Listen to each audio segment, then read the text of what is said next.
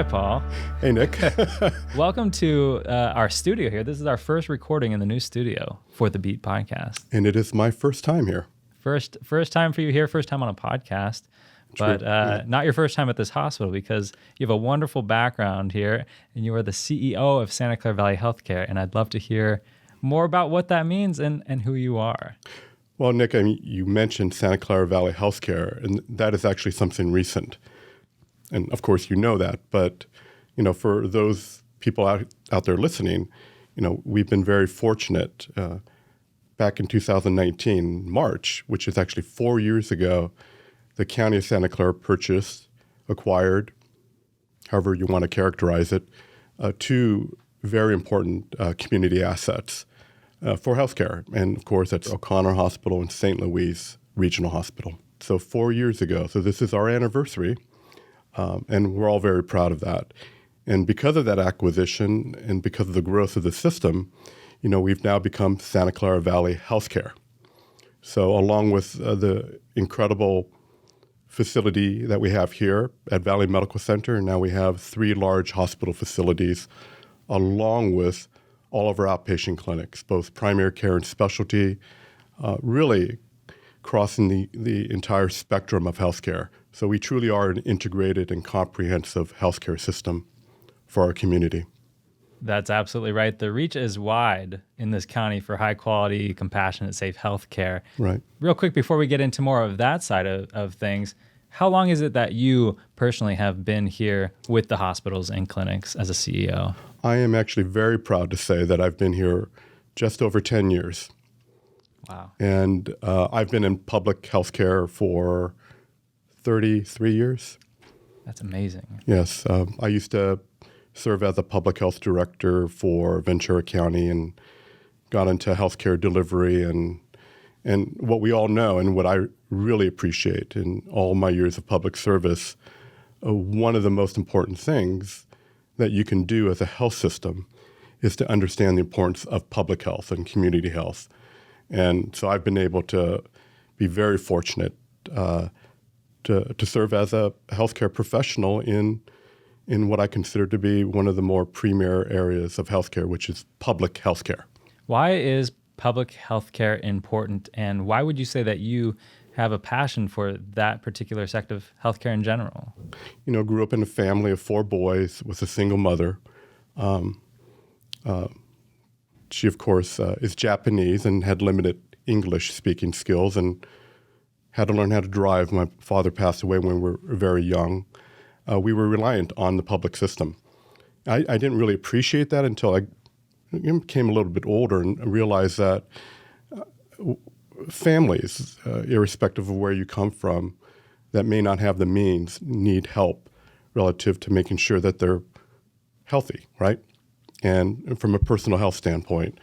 And that in itself, if you think about community health, is critically important because every member of our community builds upon the viability of our community, the health of our entire community. So, for me, throughout my career, I've chosen to stay in the area of public health care and be a public servant because of the impact that we can have.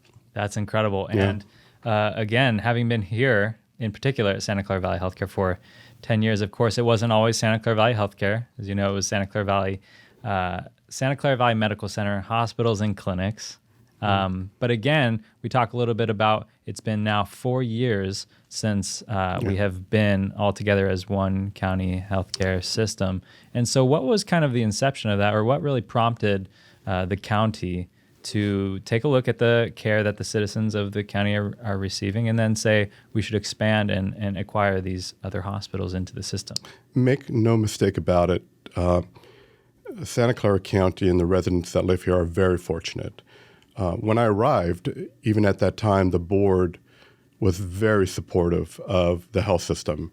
And it was pretty much unanimous that they understood the importance of this health system to the entire community. And as you well know, we're here to fill those gaps in healthcare for those that are struggling. And over the years, since I've been here, the needs in our community and throughout our various communities has continued to grow. So today, we see a greater number of individuals that are not just uninsured or on Medi-Cal, but individuals that have health coverage, whether you're on Medicare or covered California, where access is a challenge. Access to not just hospital services, but, primary care, specialty. And it's been difficult to keep up with the growing demand, but the board has been relentless and consistent in their pursuit of making sure that this health system maintains a standard that is really second to none. We've grown to be the second largest public healthcare system in the state of California, and probably in the nation, we're probably in the top 5. So that is something that all of us, you and the residents that live here should be very, very, very proud of. It's unheard of if you look around in neighboring counties and jurisdictions, health jurisdictions, for this to be happening. I have a number of very proud moments since I've been here. And even as of last week, the board, we were all out of groundbreaking. And the board committed to building a brand new child, adolescent, and adult acute psychiatric center, ranging from emergency psychiatric services all the way to the acute. And that is something that, again, we should all be proud of. That's not happening today in healthcare, those types of investments. We're talking about over $450 million just in that one facility. And, it says a lot when the board says mental health is a priority along with healthcare. And we're going to do everything possible to make sure that, every child and adolescent has services here in our own community. Supervisor Joe Simiti and the entire board, we're unanimous in their support. So you tell me, where can you go in the state of California where you have that much support to make those bold decisions? And they're bold. I mean, we're talking about hundreds of millions of dollars during a time in which healthcare is under a lot of stress. It is really incredible, the range of services that are offered here in terms of healthcare. And it's also amazing that they really are spawned from listening to the community and what they need. And we're here for them. The supervisors, like you said, are highly supportive of that. Yeah. And, I would tell you, too, and, first of all, we have a county executive, Dr. Jeff Smith, that I've been very fortunate to work with. And, of course, I will say to everyone that he is one of the reasons that I'm here. But he's given me this wonderful opportunity. I've learned under him. And the one thing that Dr. Smith, the entire board, and everyone understands in leadership in this county is that we cannot offer the services that we offer and grow to the extent that we've grown without our staff. And, we're always going to be having challenges in terms of filling positions, and because that's the nature of healthcare. But make no mistake that we have some of the most talented and committed healthcare professionals in the area. The quality of the care, the compassion that they show, I wouldn't want to be anywhere else if I were in healthcare. There are times where when I interact with staff and see the actual delivery of healthcare and how they interact with patients, I just want to bottle that up and share with people that are from the outside and really don't always appreciate what goes on in this hospital, in this healthcare system. There have been a lot of public criticism around the system. And I would just say to everyone that you should not worry about the quality of care that is offered here and the standard that we set for ourselves. People get little sound bites, and I'm not sitting here saying that we don't have our own challenges, but every healthcare system does. But the people that, sit behind and care for our patients every day, they will not offer anything but their best. So, I just want people to take the time to learn about the system before they pass judgment on us because of something that they may read in the paper, or there may be some other agenda out there. Really get to know the system and appreciate what you have because this is something that cannot be here with not only the support of our staff, but the support of the community. It's a community hospital. We say we're a public hospital, but we only exist for the community. We're not here to make money. We're not here to create a situation where we're somehow not viewed as a partner in healthcare. I mean, we have many partners out there, and we have to be collaborative and work together. But in the end, our job is to fill those gaps in healthcare and make sure that the citizens in this community get the highest standard of care. And it's not easy. You see a lot of systems struggling financially, and we have found a way. So, I can go on. And you did hit a really soft spot relative to how I feel about the system and what's going on in terms of, generally speaking, in the public's view. Well, I think that is so well said. And me personally, I am so proud to work at a place where this healthcare system cares for everyone, regardless of their life circumstances. And I think that's amazing. And I think that I've spoken to many people just over the last almost 3 years that I've been here, getting a chance to film and photograph people around the county, and even sitting where you're sitting right now and getting to hear the heart of all of these people who come and sit here and don't know what the person before them said or don't know what the person after them will say. And it's always such a common theme that they're so proud to work here at a place that cares for everybody. Is that a sentiment that you've also heard echoed? Because over the last 4 years, becoming a bigger healthcare family, what would you say that has been the biggest change as far as, attitudes go of the employees that you get to interact with on a daily basis? It's interesting, Nick. I spent a lot of time trying to figure out, how do we further engage the workforce and make sure that they understand how much we support them.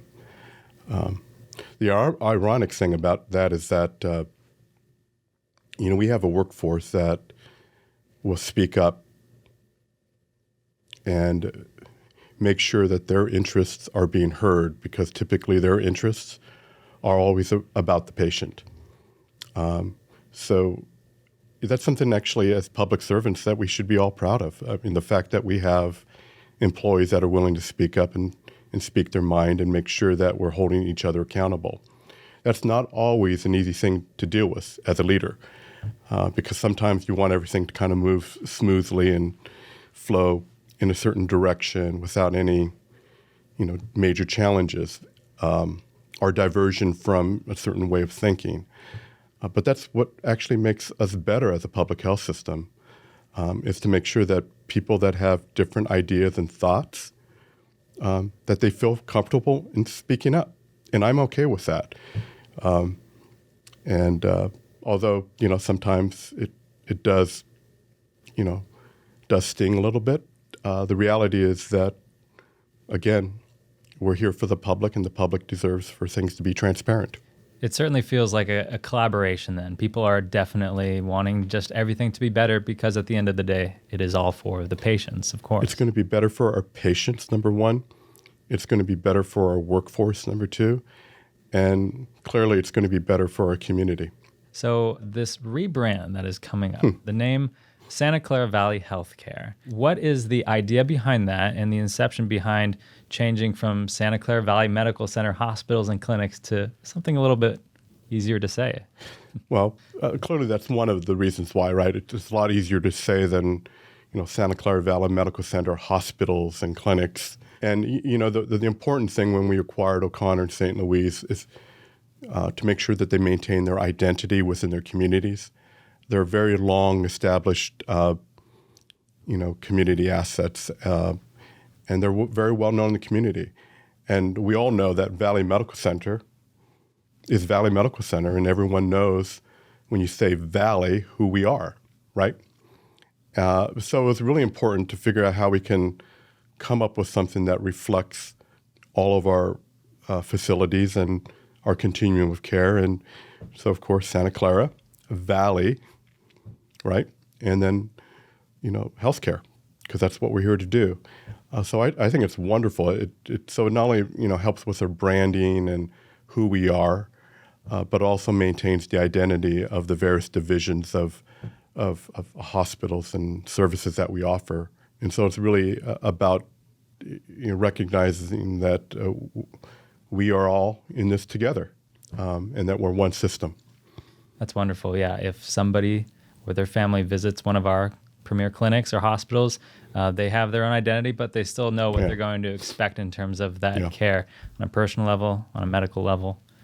And so going forth, with we're going to go into 5 years next year and 6 and so on. And even in this particular podcast alone, as we talk with providers and staff who do various things around the hospitals, from patient care to environmental services and so many other things, what can people expect to learn about our healthcare delivery system here that they may not already know? I know we've talked a little bit about, everybody can receive care here, but is there anything else that you would want to leave people with about just our healthcare enterprise in general?